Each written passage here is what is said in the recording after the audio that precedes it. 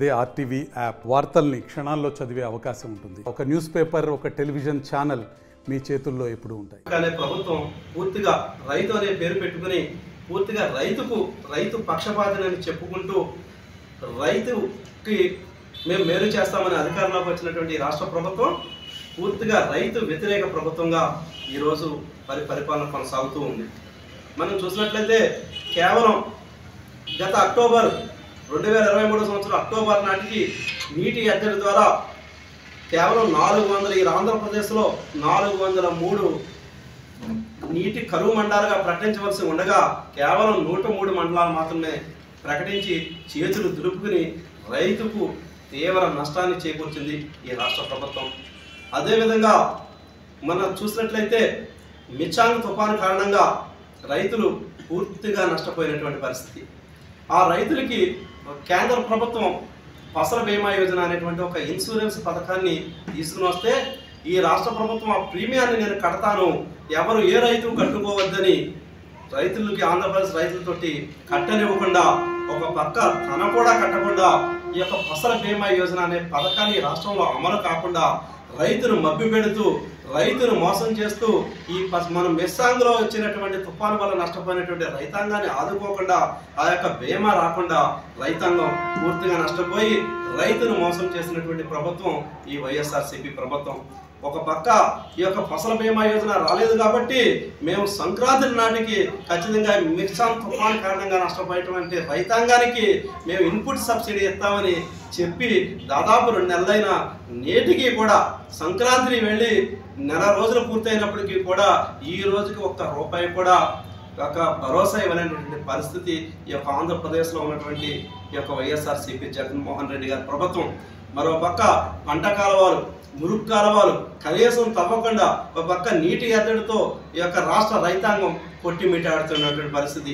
మరో పక్క ఈ యొక్క రైతులు ఎవరైతే ఉన్నారో ఆ కాలువలకి నీరు రాక సకాలంలో నీళ్లు రాకుండా ఆ నీటిని ఇంకా ఇంటికి సంబంధించినటువంటి వ్యర్థ జలాలను ఈ నీటిని దాంట్లోకి వదలటం వల్ల కలుషితమై ఈ యొక్క భూసారం కూడా ఇబ్బంది పడేటువంటి పరిస్థితి. ఈ విధంగా ఆక్వా రైతులు చూసినట్లయితే విద్యుత్తుకి సంబంధించి సబ్సిడీ ఇస్తామని ఒక పక్క హామీ ఇచ్చి ఎన్నికల్లో ఈ విధంగా మోసం చేసి చేతులు ఎత్తేసినటువంటి పరిస్థితి.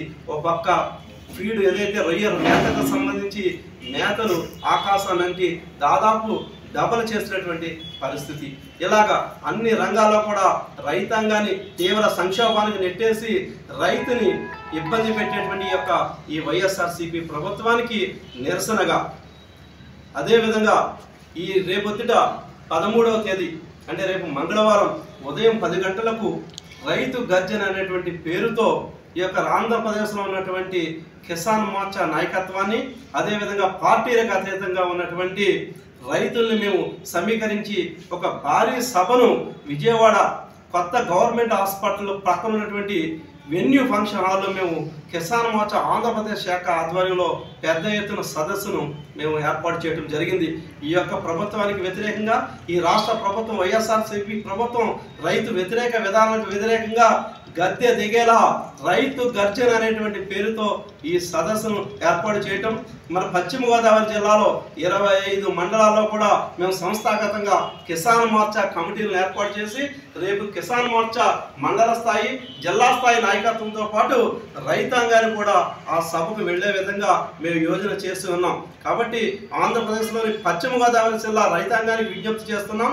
రేపు జరిగేటువంటి విజయవాడలో జరిగే రైతు గర్జన కార్యక్రమాన్ని విజయవంతం చేసి ఈ గర్జన ద్వారా రాష్ట్ర ప్రభుత్వాన్ని గద్దె దింపేలాగా మీరందరూ కూడా రావాల్సిందిగా విజ్ఞప్తి చేస్తూ ఈ యొక్క రేపు జరిగే రైతు గర్జన కార్యక్రమానికి కేంద్ర అఖిల భారత కిసాన్ మోర్చా జాతీయ అధ్యక్షులు రాజ్ కుమార్ చౌహాన్ గారు, కిసాన్ మోర్చా రాష్ట్ర అధ్యక్షులు సిగురుపాటి కుమారస్వామి గారు, అదేవిధంగా ఆంధ్రప్రదేశ్ బీజేపీ శాఖ అధ్యక్షురాలు శ్రీమతి దగ్గుబాటి పురంధేశ్వరిదేవి గారు, జాతీయ బీజేపీ కార్యదర్శి సత్యకుమార్ గారు మరియు ఇతర జాతీయ రాష్ట్ర నాయకత్వం అందరూ పాల్గొనేటువంటి ఈ యొక్క బహిరంగ సభను రైతు గర్జన సభను విజయవంతం చేయవలసిందిగా మీ పత్రికాముఖంగా విజ్ఞప్తి చేస్తున్నాను. వీడియోస్ కోసం ఛానల్ ని సబ్స్క్రైబ్ చేయండి, లేటెస్ట్ అప్డేట్స్ కోసం వాట్సాప్ ఛానల్ ని ఫాలో చేయండి అండ్ లింక్ డిస్క్రిప్షన్ లో ఉంది.